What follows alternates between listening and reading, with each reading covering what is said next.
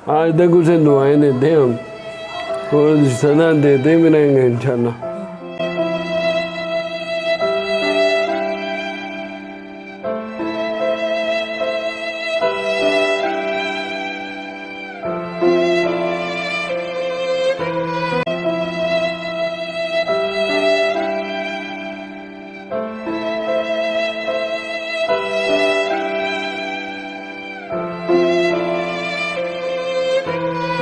बिस्मिल्लाहिर्रहमानिर्रहीम। अस्सलाम वालेकुम नाज़रीन, आज मेरे साथ मौजूद हैं स्ट्रॉन्ग उज़्मा और उनके हस्बैंड। इनकी लाइफ के बारे में और इनकी जो स्ट्रगल है लाइफ की, उसके बारे में तो आप बखूबी जानते हैं और अभी तक बहुत सारे लोगों ने इनकी जो मोटिवेशनल स्टोरी है वो कवर की हुई है, जो कि मेरे चैनल पर भी है। लेकिन इनके हस्बैंड ने अपनी लाइफ में क्या कुछ फेस किया, इनकी स्ट्रगलिंग लाइफ कैसी थी, कहाँ कहाँ इनको सफ़र करना पड़ा और स्ट्रॉन्ग उज़्मा इनके साथ मतलब थी और इन दोनों की लाइफ में क्या क्या हर्डल्स आई, आज हम जानेंगे इनके हस्बैंड की ज़ुबानी इनकी कहानी। अस्सलाम वालेकुम। वालेकुम अस्सलाम। जी बताइए जबार भाई, उज़्मा से तो हम बाद में बात करेंगे। आप बताएं कि आज से 8 साल पहले जब आप बीमार हुए थे, आपको अटैक हुआ था, नाज़रीन को बताएं कि उस वक्त क्या हुआ था आपके साथ। उस दिन मैं घर गया था, वो अचानक ना मेरी तबीयत ज़रा नासाज सी थी, तो मैं जैसे वो बंदा स्लो मोशन नहीं करता, वो मैंने बाजू उठाई है तो बड़े स्लो से ऊपर जा रही, तो मैंने से कहा कि मेरी तबीयत ज़रा ना ठीक नहीं। तो मैं फिर वो नीचे किराएदार थे हमारे, उससे आवाज़ दी, वो भगा के वो हॉस्पिटल ले गया। हॉस्पिटल में गया तो उधर वो एमरजेंसी में वो एक नर्स बैठी हुई थी, उसने ना बीपी मेरा चेक किया पर वो सही तरीके से नहीं किया। मुझे पता था कि मुझे बीपी छोड़ हो गया है। मैं डॉक्टर के पास गया जो अंदर थे, वो एमरजेंसी जिनकी ड्यूटी थी, मैंने उनसे बोला कि सर मेरा ना बीपी चेक करें। वो कह रहे यार मेरे पास सहूलत नहीं, आप बाहर ही जाएँ तो उसे मैडम को चेक करवाएं। मैंने कहा सर वो नहीं सही तरह चेक कर पा रहे। वो ऐसे मुझे गाइड कर रहे थे कि जैसे मैंने ना कोई ड्रिंक की हो, अच्छा। या कोई नशा किया हो, इस बार वो सीरियस मुझे ले ही नहीं रहे। लेकिन मुझे पता था कि मेरी तबीयत नहीं अपसेट है, बीपी छोड़ हो गया। वो इसके लापरवाही से वो मेरी तबीयत काफ़ी ख़राब हो गया। वो उसी दौरान मुझे ना वाइट कलर की वॉमिटिंग हुई, जिसकी वजह से मुझे पैरालाइज हो गई। अच्छा। उनकी लापरवाही की वजह से मैं आधा पौना घंटा हॉस्पिटल में रहा हूँ। तब कोई वो एमरजेंसी को होता है तो पूरी वो कवर कर जाते हैं, लेकिन उन्होंने कहा इसने शायद ड्रिंक वगैरह की, तो उन्होंने सीरियस लिया ही नहीं। उसके बाद फिर मुझे पैरालाइज अटैक आया पहला, तो फिर मैं जुनाह हॉस्पिटल गया, उधर मुझे दूसरा अटैक आया। फिर मैं कोमे में 20-21 दिन कोमे में रहा हूँ। वहाँ पे इलाज मुआवजे होते हैं। फिर वो DSNA को टेस्ट है, वो काफ़ी पेनफुल है। वो कह रहे कि इसे ब्रेन हेमरेज भी हुआ है साथ। अच्छा। वो क्लाउड है दिमाग में, तो वो DSNA को टेस्ट है, उससे वही इसका ना पता चलेगा कि क्लाउड किस जगह पे है। काफ़ी पेनफुल टेस्ट है वो बहुत पेनफुल था। वो टांग के जॉइंट के पास से कोई कैमरा अंदर गुजारते और दिमाग तक लेके जाते हैं। तो ये लोग काफ़ी परेशान थे कि उन्होंने मुझे कहा कि इनसे बोला हुआ कि इसका ऑपरेट होना है, उनकी 1.5-2 लाख का खर्चा है। वो आज से 8 साल पुरानी बात। तो ये सारे परेशान को ऑपरेट होगा तो मामले ज़्यादा ख़राब हो जाएंगे।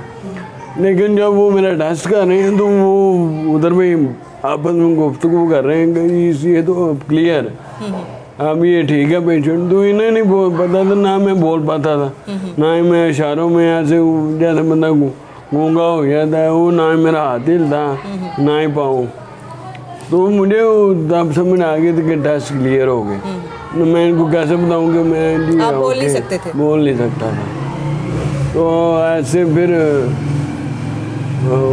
दो साल रिकवरी में लग गए। उसके बाद फिर हम लोग काफ़ी परेशान रहे, ना दुकान थी ना घर के अखराजात चलाने के लिए प्रॉपर कोई निज़ाम नहीं था हमारे काफ़ी पास। ज़्यादा टफ टाइम था। काफ़ी टाइम था। वो रेंट पे हमने घर दिया हुआ था 7-6-7 हज़ार रुपये में, उसी से हम गुजारा करते रहे तकरीबन 2-3 साल।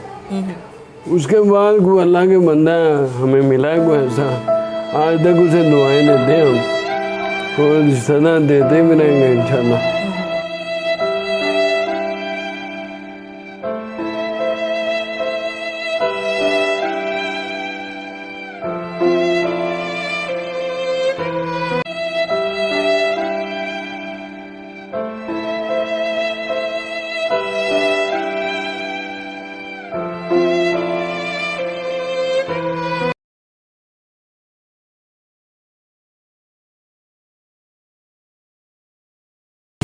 उस्मा ने आपका बड़ा साथ दिया, आपके साथ हमेशा खड़ी रही, तो कौन सा ऐसा मुश्किल टाइम था जो आपको अभी भी याद आता है तो रोना निकल आता? यही चीज़ें हैं बस। टाइम तो देखे जो भी इंसान के ऊपर आता है ना, उसको फेस करना पड़ता है। बिल्कुल अगर आप फेस ना करेंगे तो आप नीचे दब जाएंगे। बिल्कुल तो अल्हम्दुलिल्लाह हमने फेस किया। आज माशाल्लाह दुकान भी चला रहा हूँ मैं, वो 16-17 घंटे में ड्यूटी करता हूँ। जी बिल्कुल। सुबह जाता हूँ, रात को 12-12:30 हो जाते हैं। अल्हम्दुलिल्लाह शुक्र है ना, बाकी जितना करें उतना कम है। तो आपकी एक टांग में रॉड भी है, वो एक्सीडेंट 2 फिर दफा मैं हुआ। उठा हूँ 1.5-2 साल बाद मैंने ना बाइक चलानी स्टार्ट कर दी। वो थोड़ा टाइम पीरियड गुजरा है, तो मेरा ना एक्सीडेंट हो गया, उसमें मेरी टांग फ्रैक्चर हो गई। बाद में मैंने 2-3 महीने फिर दुकान बंद कर, ये उसमें ड्यूटी करती रही। बस मुश्किलात आती हैं इंसान के ज़िंदगी में, लेकिन उनको फेस करना पड़ेगा। अगर आप फेस ना करोगे तो ये आप दुनिया वाले आपको नीचे दबा देंगे। बिल्कुल, बड़ी अच्छी बात की इन्होंने, मुश्किलात को फेस किया। लेकिन आपके साथ उस्मा ने बड़ी स्ट्रगल की, साथ साथ आपके रहीं, और जहाँ पर आप बीमार थे तो आपकी जगह पे मेडिकल स्टोर पे भी खड़ी हुई, और उस वक्त इनके लिए कितना मुश्किल वक्त होगा आप समझ सकते हैं। एक औरत के लिए जानी बात सही, वो औरत के लिए तो बहुत मुश्किल है, लेकिन ज़माना ये समझता नहीं कि औरत किस मजबूरी के तहत खड़ी हुई है। मैंने फिर दुकान हमने स्टार्ट की अल्हम्दुलिल्लाह। फिर उसमें मैंने लास्ट में मेरे पास ना थोड़े से पैसे बच गए, जो मैंने 40 से 50 हज़ार, फिर अल्लाह ताला ने बरकत डाली है। फिर हमने अल्हम्दुलिल्लाह शुक्र अल्हम्दुलिल्लाह, उसका जितना शुक्र अदा किया है वो कम है। चलिए उस्मा से बात वो शुक्र करने वालों को देता है इंशाल्लाह। बिल्कुल बिल्कुल। स्ट्रॉन्ग उस्मा भी हमारे साथ मौजूद है, इनसे भी अब बात कर लेते हैं। अस्सलाम वालेकुम। जी वालेकुम सलाम। आप काफ़ी ज़्यादा इमोशनल भी हो गई हैं, और समझ सकते हैं हम कि वो आपको टफ़ टाइम अपना याद आ गया होगा, क्योंकि आप दोनों जो हैं बेहतर तरीके से जान सकते हैं, बेहतर समझ सकते हैं। मतलब हम लोग उस चीज़ का अंदाज़ा कर सकते हैं कि आप लोग किस तकलीफ़ से गुज़रे होंगे। आज अल्लाह का शुक्र है कि अल्लाह ने उनको भी सेहतयाब किया है, और आप भी अच्छे तरीके से जो है सारे फ़राइज़ अंजाम दे रही हैं। ये बताएं कि आपको जब वो वक्त याद आता है तो कौन सी ऐसी वो बात याद आती है जो ज़्यादा आपको इमोशनल कर देती है और रोने पे मजबूर करती है?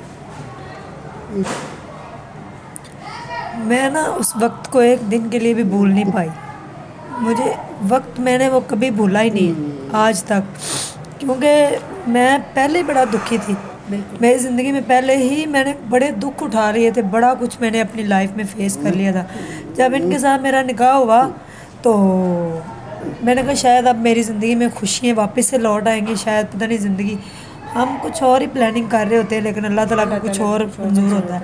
जब इनको अटैक हो गया तो मेरी उस वक्त 6 माह की थी, तो इनसे देखे अभी भी आज भी सही बोला नहीं जा रहा, ठीक है। कई लोगों ने मजाक भी उड़ाया, कई दफ़ा जब हम व्लॉग में आते हैं ये बात करते हैं, कई लोग मजाक उड़ाते हैं कि ये शराब पीते हैं, शराब पी के आप इनको ले आती हैं, इस तरह ही बोलते हैं। तो उस वक्त बड़ी तकलीफ़ होती है।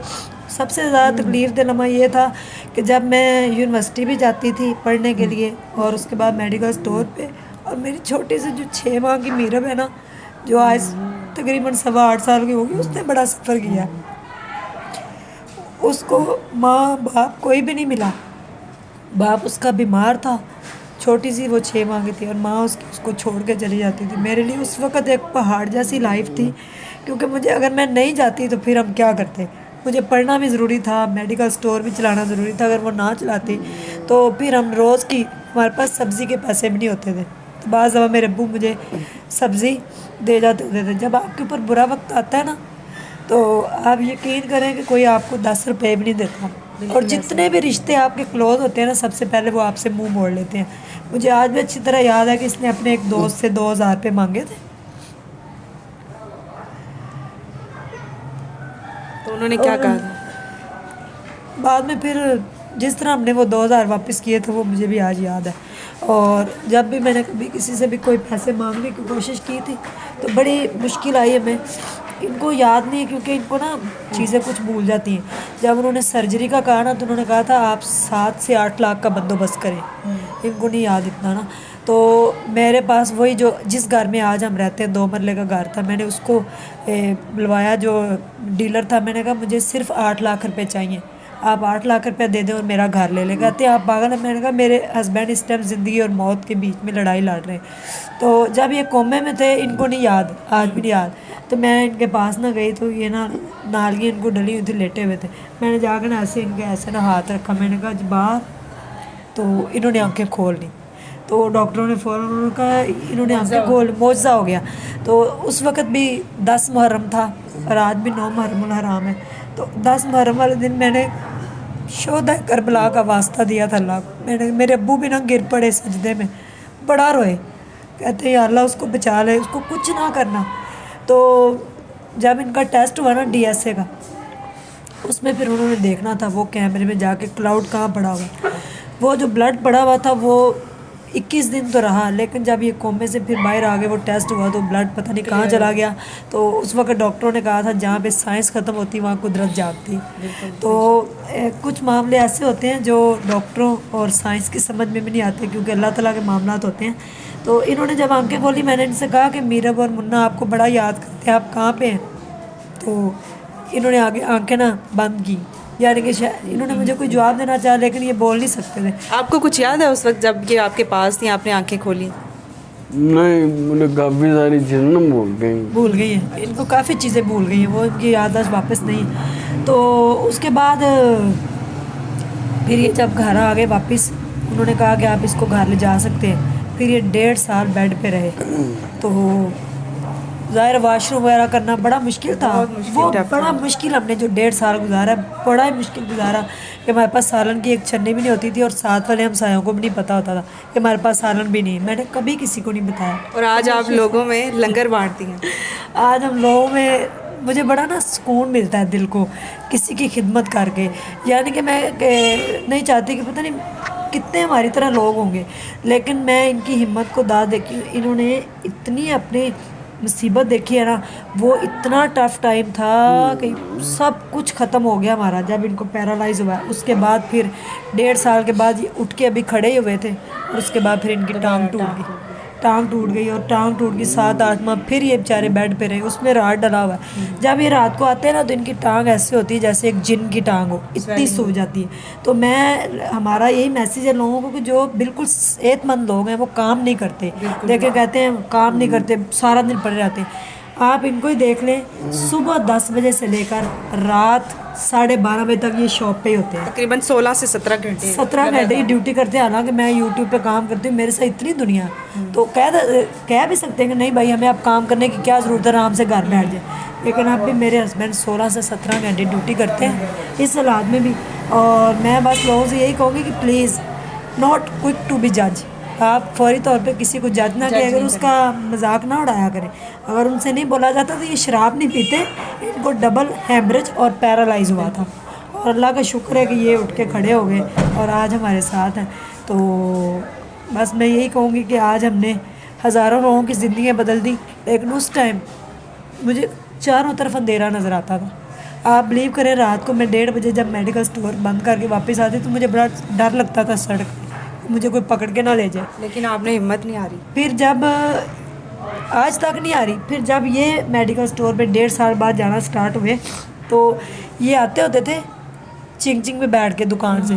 तो फिर ये मुझे आके फ़ोन करते थे, फिर मैं इनको आगे से लेने जाती थी, इनसे सड़क नहीं क्रॉस होती थी। सड़क क्रॉस करना बड़ा मुश्किल होता था, फिर मैं इनका हाथ पकड़ के इनको सड़क क्रॉस कराती थी। फिर हम बड़ा एक मुश्किल वक्त होता है, ख़ास तौर पे एक औरत के लिए, एक बीवी के लिए, जब उसके हस्बैंड पे कोई मुश्किल आ पड़े और उसको बैक वक्त अपने बच्चों का बाप भी बनना पड़े, उनकी माँ भी बनना पड़े, तो ये एक बड़ा टफ़ टाइम है जो इन्होंने गुजारा और उससे निकली। जबार, आपसे मैं एक सवाल करूँगी, ये बताएं कि हर दफ़ा जब आपके साथ कोई ना कोई ट्रेजेडी होती थी, कोई हादसा होता था या कुछ ऐसा होता था, तो दोबारा आप में हिम्मत कैसे आती थी? क्या सोचते थे आप? हिम्मत का भी आ रही नहीं आना, यानी के अंदर इंसान के अंदर ना अपनी वेल पावर होनी चाहिए कि आपने खड़े होना है। जब इंसान ने हो या ना सोचते कि मुझे लेटे हुए सब कुछ मिल रहा है, तो मुझे खड़े होने की क्या जरूरत है? सही। लेकिन अपने ज़मीर को मारना नहीं ना चाहिए। जो लोग ज़मीर को मार देते हैं वो फिर सारा दिन लेटे ही रहते हैं।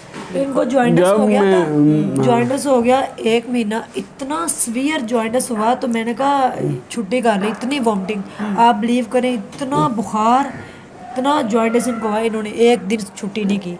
हम अपनी मेहनत करके खाते हैं अल्हम्दुलिल्लाह। मैं भी सारा दिन मेहनत करती हूँ बीमारी के साथ, और ये भी मेहनत करते हैं। हमने कभी किसी से मांगा नहीं और कभी किसी का 1 रुपया अल्हम्दुलिल्लाह अपने ज़मीर से मुतमईन है, हमने कभी नहीं खाया। आज ये जो लंगर बांटा है, ये लंगर शिकागो वालों ने और एक जर्मनी में होती है सना, उनके अब्बू के लिए, अब्बू ने खुसूसी दुआ भी मैंने करवाई है और मैंने थोड़ा हिस्सा डाल के, तीनों ने हमने ये हलीम की देग बना के और 7 नान। आपने देखा कितने गरीब लोग थे, जिस मोहल्ले में हम गए थे वहाँ बड़े गरीब लोग थे, गरीबों के बच्चे, तो वहाँ पे हम जाके बांट के आए। तो अल्हम्दुलिल्लाह हम अपने, आप किसी को सफाई ना दें, आप अपने ज़मीर से मुतमईन हो। अगर आपके अंदर से आवाज़ आती है ना कि आप ठीक है, तो आपको किसी को सफाई देने की ज़रूरत नहीं। ठीक, बिल्कुल अच्छा, इन्होंने बड़ा अच्छा मैसेज भी दिया और बहुत लोगों के जहनों में ऐसी बातें होती हैं उल्टा सीधा बोल देते हैं, क्योंकि आप किसी के घर जाके नहीं देखते ना, आप किसी की लाइफ में घुसे होते हैं, आप सिर्फ वही अज्यूम करते हैं जो आपको नज़र आ रहा होता है, लेकिन अंदर पीछे कहानी कुछ और होती है। तो प्लीज़ किसी को बगैर जाने में किसी के बारे में राय कायम नहीं करनी चाहिए। और 6 क्लास में थे जब से ये मेडिकल स्टोर पे काम कर रहे हैं, 6 क्लास में। यानी कि आप देखें उस टाइम 11-12 साल के होंगे ये, जब से इन्होंने काम स्टार्ट किया, और आज ये 29 साल के हो गए, मेरे से छोटे हैं। तो जब से ये काम कर रहे हैं, एक दिन भी ये बंदा घर नहीं बैठा और कहीं नहीं गए। आज तक इसको पता ही नहीं कि दूसरी सड़क कहाँ है, सिर्फ दुकान, दुकान से घर, दुकान, दुकान से घर। इतनी स्ट्रगल हमने लाइफ में की है, फिर जाके अल्लाह ताला आपको फल देता है। अब आज लोग अगर कहीं गुज़मा बड़े पैसे कमाती तो वो भी चैनल डोनेट कर दिए, शायद इनका ही सदका। मैंने कहा नहीं, मेरे हस्बैंड ठीक हो जाए। तो अल्हम्दुलिल्लाह, हम शुक्र अल्हम्दुलिल्लाह जो है ना, वो अपनी मेहनत की करके खाते हैं। और मुझे इस बात पे फ़ख्र है कि मैं अपनी ज़मीर से मुतमईन हूँ अल्हम्दुलिल्लाह। और इनका साथ मैंने कभी भी नहीं छोड़ा। बीवियाँ होती हैं, हस्बैंड ज़रा सा चारपाई पे पड़े, उनको कुछ हो तो बीवियाँ छोड़ के चली जाती हैं। मैंने आज तक इनका साथ नहीं छोड़ा, इनके साथ ही खड़ी। अच्छा, मुझे जबार से एक सवाल करूंगी, बल्कि लोगों का कमेंट में भी अभी ये सवाल होगा, तो इससे पहले ही मैं पूछ लेती हूँ कि लोग कहते हैं कि आपने दूसरी शादी क्यों की? उज़्मा ने आपका हर जगह पे इतना साथ दिया, इतनी स्ट्रगल भी कर रही थी, आपको संभाला भी, बच्चों को भी संभाला, फिर आपको क्या ज़रूरत पड़ी थी, आपने मतलब क्यों शादी की? बस इसकी ख्वाहिश भी थी, वो जिद समझ लें, ख्वाहिश भी है। वो ये इसी ने मुझे फोर्स किया है, 2-3 साल मेरे पीछे पड़ी रही कि आप दूसरी शादी कर लो। मैं कहता था उज़्मा मेरी ज़िंदगी को टफ ना करो, जैसे इजीली चल रही है चलती रहने नहीं। इसने रट पकड़ी बताएंगे नहीं जी दूसरी लेकिन शादी। मैं बीमार हूँ ना, इसीलिए मैंने करवाई है। मैं आपने क्यों इतना फोर्स किया? मतलब आपके साथ वो ठीक थे, मतलब वो कह रहे थे कि टफ ना बनाओ लाइफ को, फिर ये लोगों को बता देना। क्या पता ठीक नहीं थे, मैं अंदर की बातें सारी नहीं बताना चाहती, बस मैंने करवा दी। मैं दिल उनका भी था, ये नहीं कि नहीं था। मैंने ज़बरदस्ती कोई कनपट्टी पे गन थोड़ी रख के करवाई है। मैंने इनसे कहती रही, उन्होंने कहा ठीक है। बाद में हो गई शादी, तो अल्हम्दुलिल्लाह हम खुश हैं।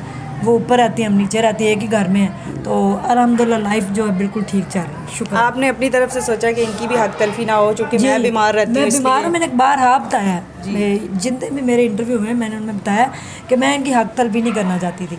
तो आपने उज़्मा की, तो उज़्मा कैसे स्ट्रॉन्ग बनी ये तो आपने कहानी जानी थी। आज आपने जबार की भी जान ली कि कितना मुश्किल वक्त फेस किया। 21 दिन एक बंदा कोमे में रहे, ज़िंदगी और मौत, यानी कि डॉक्टरों ने डेड क्लियर कर दिया था। उन्होंने कहा था आप ले जाए, हाँ ये मर चुके हैं, ऐसे ही कहा था। और मुझे पता है कि जिस दिन इनको अटैक हुआ था ना, तो मेरे वो जो किराएदार उनकी बेगम ने कहा बाजी आपके मियाँ की तबीयत ज़्यादा ख़राब हो गई। तो अम्मी अब 6 माह की थी, 20 अक्टूबर था, मेरी बर्थडे भी थी। मैंने उसको लपेट के ना तो गले से लगाया और मुन्ने को मैंने कहा ऊपर ही सोया हुआ है। तो मैं फटाफट हॉस्पिटल पहुंची। जब तक इनको एम्बुलेंस में डाल लिया तो मैंने इतनी आवाज़ें दी, जबार जबार जबार, उन्होंने कोई भी नहीं सुनी। और हॉस्पिटल जाते जाते पैरालाइज हो चुका था। नेक्स्ट डे जब इनको होश आया तो फिर इनके पास गई, इन्होंने देखा मेरा जिस्म सारा डेड हुआ पड़ा। तो फिर इनको हेमरेज हुआ था। फिर अगले दिन दोबारा हेमरेज हुआ, डबल हेमरेज हुआ था। कार्टरी सिर्फ इंजर हुई थी, फटी नहीं थी। और जब अल्लाह ने ज़िंदगी बचानी हो, शायद हमारे लिए बचना था, शायद कौसर के लिए बचना था, जो भी ये सब होना था। और अभी इतना कुछ फेस करने के बाद भी ये आराम नहीं कर रहे। 16 से 17 घंटे अपने मेडिकल स्टोर को देते हैं, घर आते हैं तो घर को भी टाइम देते हैं। उसके अलावा इनकी एक जो टांग है उसका 2 दफ़ा एक्सीडेंट हो चुका है, जो कि जिसमें रॉड जो है वो डला हुआ है। इसके बावजूद इनकी ज़ुबान जब आप देख सकते हैं कि वो बोलने में भी इनको प्रॉब्लम होती है। और अभी इनका ब्लड प्रेशर भी अक्सर जो है वो ज़्यादा ही होता है। रेस्ट की ज़रूरत है लेकिन ये रेस्ट नहीं करते और छुट्टी भी नहीं करते। तो इन्होंने अपने बारे में बताया जो कि लोगों को नहीं पता था कि इन्होंने कहाँ कहाँ सफ़र किया, कुछ बातें इनको भूल भी गई हैं। तो जब मैंने दुकान स्टार्ट की ना तो तकरीबन 7-1.5 साल काफ़ी टफ गया। लोग मजाक उड़ाते थे। लोग कहते थे ये ड्रिंक करके खड़ा हुआ है, वो ये इसने को नशा किया हुआ। मैं लोगों की साइकिल समझ, मैं पता नहीं ये मेरे से क्यों लड़ते हैं। वो असल में वो गलत मिसयूज कर जाते, उनको तो नहीं ना पता ये बीमार पेशेंट यानी कि बीमार आदमी है, तो इसको बोलने में ज़रा मुश्किल है। तो एक दफ़ा ने आपके ग्रुप का ना कोई बंदा साफ़ी था, वो ना मेरे थे ना उसमा घर नंबर लेने।